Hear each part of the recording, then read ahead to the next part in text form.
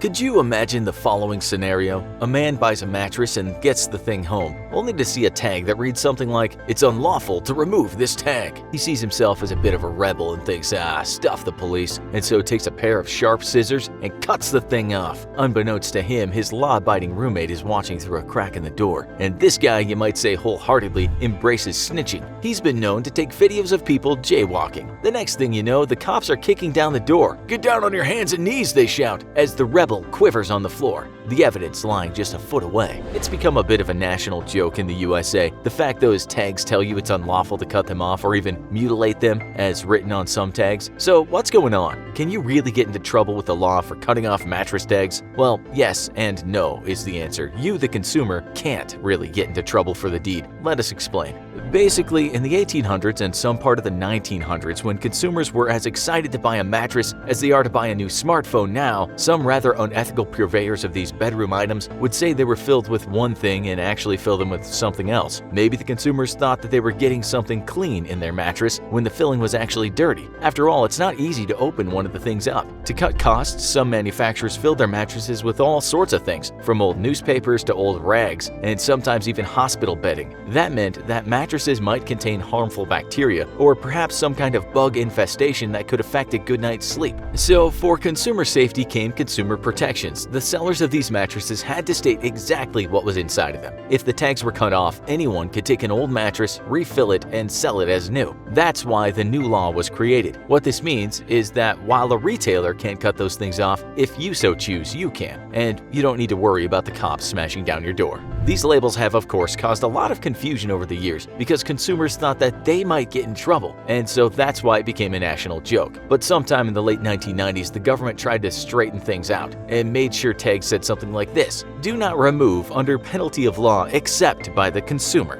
Donkeys cannot sleep in bathtubs. If you live in the state of Arizona or decide that you want to live there, you should know this immediately. Don't let your donkey sleep in the bathtub. Yes, that's an actual law, and while it was laid down some time ago, it seems to still stand today. Why, you might gasp, is this a law? As the story goes, back in 1924 in the state, there was a case involving what's called a public menace. Just outside of the city called Kingman, there was some guy who used to allow his donkey to take some Z's in the tub. All was fine and well until one day a dam broke and there was a great big flood. The donkey was at the time doing his thing in the tub, and the tub got washed with the donkey inside it into a basin. The animal was unharmed during its thrilling ride, but the locals apparently risked life and limb and used a lot of resources to rescue it. After that, the law was created. We're kind of curious as to what might happen if someone actually broke this law today. They might well get accused of animal cruelty, but let's say the donkey willingly gets into the tub and falls asleep. If someone from Arizona put the photo on social media, would they get into trouble with the law? There's only one way to find out. We need an Arizonian to take the plunge. The couch is for inside. We read this on an official website for the city of Boulder, Colorado. No person shall place, use, keep, store, or maintain any upholstered furniture not manufactured for outdoor use, including, without limitation, upholstered chairs, upholstered couches, and mattresses, in any outside areas located in the following places. The places included the yard and the porch. What? You can't enjoy a comfortable couch or chair just outside of your own home? The law did state that if the object was there temporarily, such as during a move, then that would act as a defense, but no, you can't just sit there out on the porch and read a book on your couch. We found the reason for why this piece of crazy legislation was made, and it seems young drunk people are to blame. It turns out that some of those folks started a craze of outdoor couch burning. The New York Times wrote this in 2002. Appalled by several small but destructive disturbances near the University of Colorado in the last few years, events in which inebriated students invariably stole couches off of porches and burned them, Boulder officials last week approved an ordinance that forbids keeping upholstered furniture outside. The article explained that after certain sporting victories, young guys would celebrate by prowling the streets looking for couches and comfortable chairs to set on fire. They'd notched up around 100 victims before the law came into effect, effectively spoiling porch comfort for a lot of innocent Boulder residents. The mob of drunk arsonists, said local authorities, could have caused much more serious fires, and something had to be done. Dirty tires. It seems you can be a public nuisance in the city of Minnetonka, Minnesota for driving around with dirty tires. If the vehicle is parked, it's okay, but don't send off before you've cleaned it. According to American Legal Publishing, the law states a truck or other vehicle whose wheels or tires deposit mud, dirt, sticky substances, litter, or other material are not allowed on the highway. That's one way to keep your highways clean, but we imagine in some weather conditions having your car avoid mud must be pretty hard.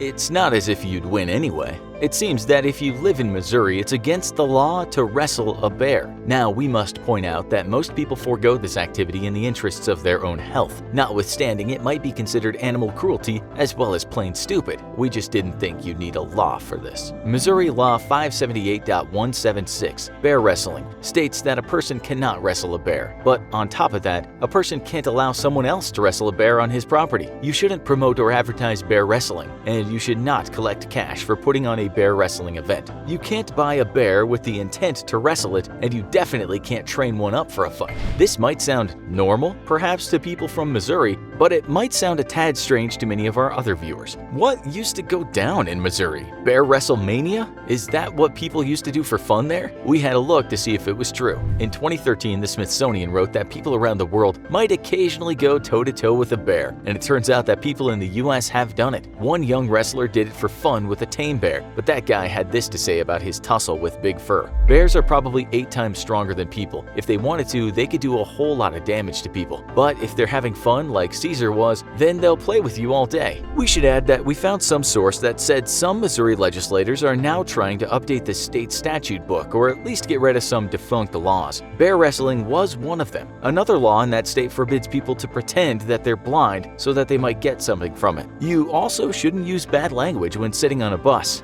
Get into the holiday spirit. Imagine you want to give someone a gift for the holiday season, but you're a bit short on cash. What to do? Cook them a meal? Paint them a picture? Perhaps make them a handicraft? Nah, why not catch a rat and give it to them as a gift? Their eyes will light up for sure. Well, unfortunately for that person, if they live in the state of Montana, in a place called Billings, that won't be possible. Section 4-304 of the law states it's unlawful for any person to sell, offer for sale, harbor, raise, or give away rats as pets, toys, premiums, novelties, or for any other purpose. You can keep them for scientific research, though, or for educational purposes. We actually found a recent petition by a Montana resident which read, "End rat discrimination in Billings." The petition also said, "Fine is $500 if caught." That's downright outrageous and wrong. I find this law to be unfair, unjust, and hypocritical. Tired in Reno? Keep moving. There's a law in downtown Reno, Nevada that states that people cannot sit down or lie down on a sidewalk. They must keep walking. Section 8.12.015 of the law states, except as otherwise provided in this section, no person shall sit or lie down upon a public sidewalk, or upon a blanket, chair, stool, or any other object placed upon a public sidewalk in the downtown Reno Regional Center. If you're sick, disabled, or in trouble, you can get away with it. Waiting for a bus is okay, and it's alright if a business has put its chairs outside. But don't think about sitting down if you're in good health and it's just an ordinary part of the sidewalk.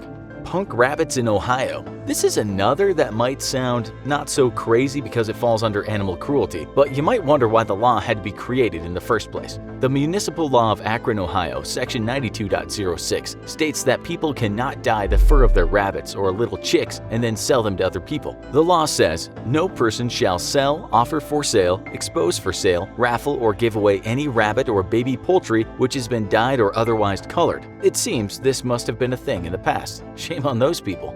Don't share your password. If you live in Tennessee and you want to share your password with another person, you might get into trouble. That includes websites such as Netflix, but others too. It's called the Tennessee Login Law and was put into place to stop people sharing too much music, which others should have been paying for. With Netflix, it was to prevent hackers from creating bulk accounts. So while it wasn't really you sharing your password with a friend, it certainly could be. A piracy advocate called Caleb Chen had this to say about the law. When the law passed, lawmakers admitted that the law could be used beyond its original intention and used to prosecute a simple password sharing. Why oh why do politicians waste time on such laws? Permission for new teeth. In Vermont, it might not be legal for a woman to get some false teeth from the dentist without first getting written permission from her husband. This law goes back to a case from 1856 called Gilman v. Andrus. According to the Huffington Post, the law never got overturned, but it seems dentists in Vermont would not enforce it now. You're too old for this. In 2019, Time magazine wrote an article about a town called Chesapeake, Virginia. Since 1970, there's been a law that forbids anyone over the age of 14 going out and trick-or-treating on Halloween. It reads, if any person over the age of 14 years shall engage in the activity commonly known as trick-or-treat, or any other activity of similar character or nature under any name whatsoever, he or she shall be guilty of a Class 4 misdemeanor. That sounds harsh, but it only applies to those having fun. Parents or guardians going out with the kids won't be breaking the law. The present mayor of the town says he's against it, and he was not even aware it was a thing until recently. He told Time, "We didn't even know it existed until it went viral last Halloween. Still, it's in place, so be careful if you live there and you're 14 and a half and still feel like celebrating Halloween." You might wonder how the law got established in the first place. The mayor explained that to Time, saying there were problems beginning in the 70s when the ordinance was passed, with groups of older teenagers harassing younger kids. He added that he thinks it was over the top that it became a misdemeanor. Couldn't a stern telling off have done the trick?